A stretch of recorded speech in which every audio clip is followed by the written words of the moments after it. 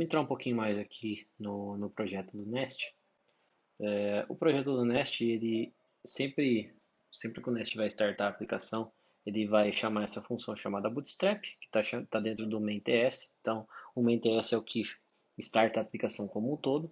Dentro dessa função Bootstrap, vocês podem ver aqui que ele é onde ele faz toda a mágica, onde ele starta o servidor, onde ele pega as configurações do servidor, onde ele define a porta, onde ele importa o módulo do App Module, que é o módulo principal, que é onde importa todos os outros módulos, e aonde ele dá o listing na porta e consegue receber requisições a partir disso.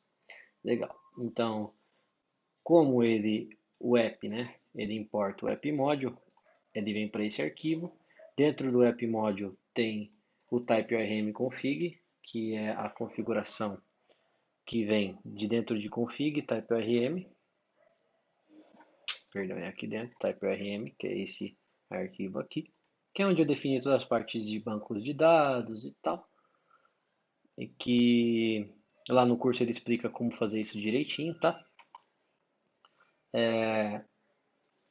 E é onde a gente importa os outros módulos também, que aqui dentro tem o auth module e o ride module.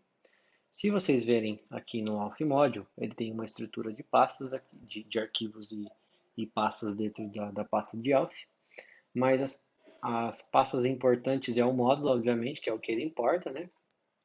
Aqui dentro é onde a gente define a estratégia de JWT, que é a estratégia de bloqueio de requisições que não estão com o token.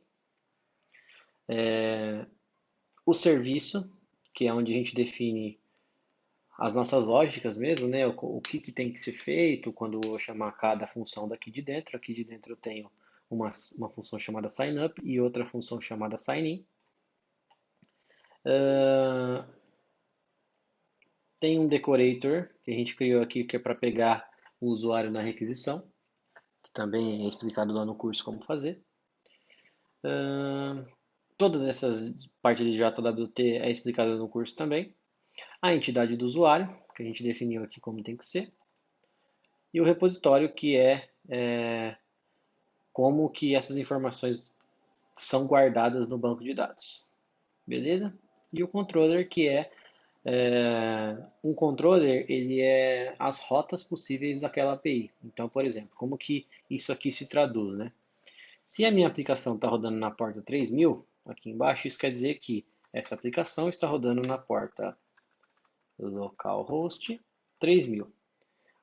O controller, ele é o que vem depois de 3000. Então, controller é localhost 2.3000 barra auth, que é esse controller, e nesse controller eu tenho duas possibilidades, né?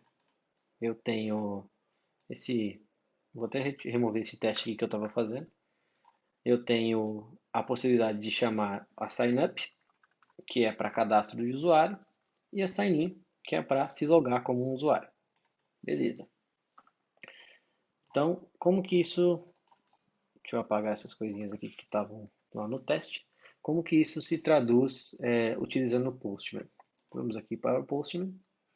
Eu criei aqui uma pastinha chamada auth. Dentro dessa auth eu tenho as APIs. Vou deletar o teste aqui. Tem as APIs de sign-in e de sign-up. E eu posso vir aqui até o banco de dados. A gente está usando o PageAdmin para pegar as informações aqui e conseguir fazer queries, né? Vou aqui nos usuários, vou rodar o select. Podem ver que eu não tenho nenhum usuário criado aqui e, obviamente, eu também não tenho nenhuma ride porque eu preciso de um usuário criado. Mas eu vou rodar mesmo assim para vocês verem. Beleza, estamos sem nenhuma informação aqui. Como que eu consigo criar um usuário? Fazendo uma chamada API, certo? Então, aqui no signup, eu sou obrigado a passar um body, algumas informações, já deixei pronto aqui para vocês. Então, o username que eu estou passando é o Vitor, o password é o Vitor123 e o e-mail é o vitor@gmail.com. Beleza, não deu nenhum erro, quer dizer que ele criou. Com isso, eu consigo me logar também. Então, eu posso vir aqui na Sign In, passar o mesmo body e, voilà, recebi um token. Esse token ele é reutilizado em todas as APIs de rides. Então vamos lá nas APIs de rides para a gente dar uma olhada. Vou aqui na pastinha ride, vou aqui no controller. Vou fechar tudo e vou reabrir o controller aqui para ficar mais fácil para a gente ver. Dentro do controller eu tenho várias APIs. Eu tenho um post, chama ride. Quando a gente não define nada aqui dentro, é só o método que muda. Então, por exemplo, eu tenho ride, certo? De novo, isso aqui vira isso aqui, ó. HTTP, localhost 3000 ride, certo? Quando eu não tenho nada aqui dentro, se o método for post, ele vai chamar essa função aqui. Se o método for get, nesse caso aqui, ele vai chamar essa função aqui. Reparem que nesse outro get, ele recebe um parâmetro, certo? O ID. Então, vamos supor que eu queira criar uma corrida para aquele usuário. Então, eu tenho que passar esse token aqui na rides. Então, vamos aqui no create, vou vir aqui no body, no header. Por padrão, a gente sempre passa o token dentro de um header chamado authorization e o valor desse authorization é better e o token que a gente está passando. Então eu vou colocar o token aqui, salvei, vou copiar isso para todos para a gente não ter problema.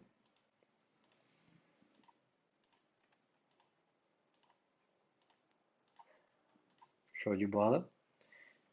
Então eu vou criar uma corrida chamada corrida 99, de valor 99 e a categoria livre, que a categoria chama corrida livre.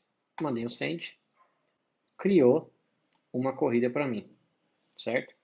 Como eu falei, aqui ó, a gente consegue definir quais são os métodos, né? Como é uma criação, eu defini aqui que ele é um post. Aqui eu falei que ele é um post. E no get, que é o get all, a gente pode passar como get aqui. Então eu vou fazer a mesma coisa, eu vou buscar as informações as corridas daquele usuário. Dá um send aqui. Beleza, eu só tenho uma corrida criada. Vou criar mais uma de R$ 50 aqui. 50, 50. Beleza, então eu tenho, se eu vier aqui no get, antigamente eu tinha uma, agora eu tenho duas corridas para aquele usuário. Show de bola.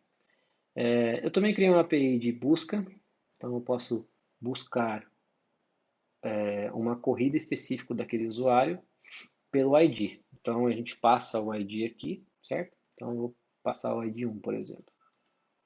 Ele trouxe a corrida para mim, vou buscar o ID 2. Ele trouxe a corrida para mim. Ah, Victor, mas e se eu passar o ID 3, por exemplo, e ele não tiver o ID 3, não for dele, ou esse ID não existir no banco de dados? A gente resolve assim, ó. Aqui no Find One, a gente faz a busca, certo? E ele retorna um objeto para a gente quando ele encontra, certo? Isso aqui tudo é um objeto. Em JavaScript, quando a gente nega um objeto, um possível objeto, né? Ele retorna false. Então a gente faz um simples if aqui. Se esse objeto não existir, retornamos uma exceção de not found. Então, vou tentar buscar o 3. Olha só, status code 400, mensagem not found. Beleza. Então já está resolvendo o get por ID aqui também, certo? Mandei o 2, ele achou. Mandei o 3, ele recusou. E eu também posso querer deletar, o usuário vai poder deletar uma corrida que ele tenha criado, que ele pode ter criado por engano, por exemplo. Para isso, eu reutilizo essa função do find one aqui, certo? Então toda essa lógica ele vai continuar existindo. Caso ele não encontre, ou caso ele não seja dono daquela corrida, ele tem que tomar um not found. Por exemplo, se eu tentar deletar a corrida número 3. Reparem aqui eu estou mandando delete, e no delete, lá no controle, ele recebe o ID também, certo? Então vou mandar aqui o ID número 3, ele teve o mesmo comportamento do get by ID. Vou buscar todas aqui. Beleza, ele trouxe todas. E vou deletar a número 2. Beleza, parece que ele deletou. Vou dar aqui um get all de novo. Ele tem que trazer só a número 1 nesse caso. Beleza, tudo funcionando como esperado. Basicamente, a gente tem aqui todas as APIs necessárias para começar o desenvolvimento do front-end. Caso a gente precise voltar aqui nesse projeto, a gente volta e faz as atualizações necessárias. Espero que vocês tenham gostado desse segundo vídeo e valeu, até a próxima.